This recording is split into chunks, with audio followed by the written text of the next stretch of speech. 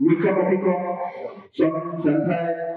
সঞ্জীৱ বৰা ডাঙৰীয়াক মই অশেষ ধন্যবাদ জ্ঞাপন কৰিছোঁ আৰু লগতে সকলো খেলুৱৈকে মই খুব সুন্দৰভাৱে খেলখন যাতে তেখেতসকলে খেলে আৰু প্ৰশিক্ষকসকলকো মই এটা অনুৰোধ জনাইছোঁ যিসকল আমাৰ প্ৰশিক্ষক আছে সকলোৱে যাতে এই খেলখনি সুন্দৰভাৱে পৰিচালনা কৰে।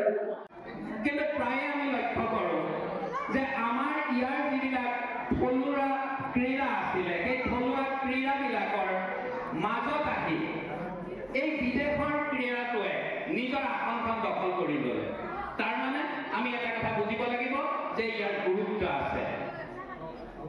বাহিৰা দেশৰ পৰা আহি ইয়াত গুৰুত্ব পোৱা এই ক্ৰীড়াটো আজিকালি আমি দেখিছোঁ অসমৰ বিভিন্ন প্ৰান্তত বুলিয়েই নহয় ভাৰতৰ বিভিন্ন প্ৰান্ততো এনেদৰে শিপাই গৈছে। এই উদ্যোক্তা মণ্ডলীক মই বিশেষভাৱে ধন্যবাদ প্ৰতিখন মঞ্চতে জনাই আহিছোঁ। বিশেষকৈ এই মাৰ্চিয়েল আৰ্ট একাডেমীৰ জন্মদাতা চেনচেই সঞ্জীৱ বৰা ডাঙৰীয়া বিশেষভাৱে ধন্যবাদৰ পাত্ৰ।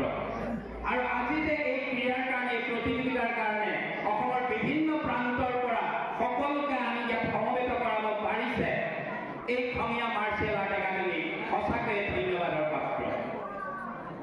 বিশেষভাৱে আপোনালোকে বিভিন্ন প্ৰান্তৰ পৰা অহা লোকসকলক কৈছোঁ নামটোতে সোমাই আছে এই উদ্যোক্তাসকলৰ নিজৰ ঠাইখনৰ প্ৰতি যি দায়বদ্ধতা, আমাৰ নিজৰটো বাহিৰত চিনাকি কৰি দিয়াৰ কাৰণে তেওঁলোকৰ যিটো দায়িত্ব জ্ঞানবোধ, নামটোৱেই দি থৈছে খঙীয়া মাৰ্চিয়েল আৰ্ট একাডেমী।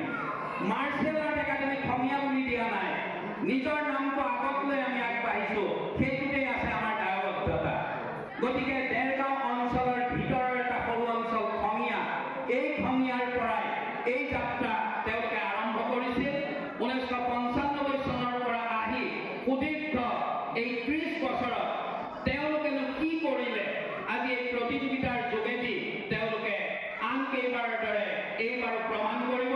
আপোনালোকে এটা সুন্দৰ বাৰ্তা লৈ ইয়াৰ পৰা হয়তো ঘৰমুৱা হ'ব পাৰিব। দ্বিতীয় বাৰ্ষিক সদৌ অসম কাৰাটে চেম্পিয়নশ্বিপ আমি Khangiya all star martial art academy organise কৰিছিলোঁ।